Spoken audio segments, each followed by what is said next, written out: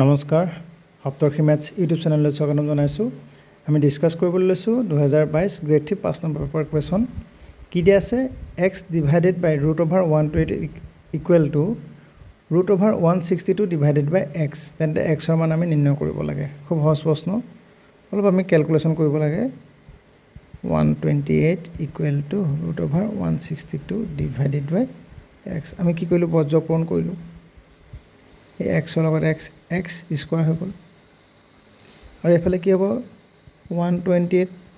আৰু এফালে 162 আমি পূৰণ কৰিব লাগিব কি হ'ব x স্কয়াৰ ইকুৱেল টু দুইটা ৰুট অভাৰ ভিতৰত গুছি আহিব 128 আৰু এফালে 162 ঠিক আছে এতিয়া আমি কি কৰিম 128 টোক আমি কেনেকৈ ভাঙিব কি সংখ্যাৰে লিখিব পাৰো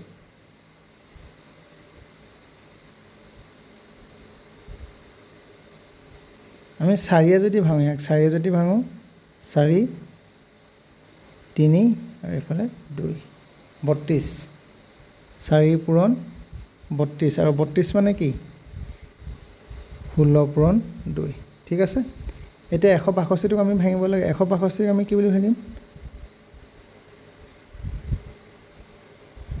3 ৰ যদি ভাঙো ইয়াক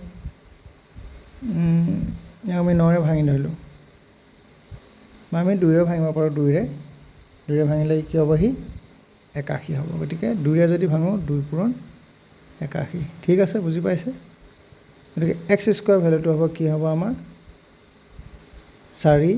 2 8 8 2 16 আহিলে আৰু এটা কি আহিলে 16 আহিলে আৰু ইয়াত কি আহিলে 9 আৰু 9 আহিলে এতিয়া আমাক লাগে অকল x ৰ ভ্যালু কি হ'ব দুটা হলৰ পৰা এটা হল আহিলে এফালে এটা 9 আহিলে উত্তৰ হ'ব 144 কাৰেক্ট आंसर হ'ব অপচন ডি আশা কৰিছো আপোনালোকে ভিডিওটো ভালদৰে বুজি পাইছে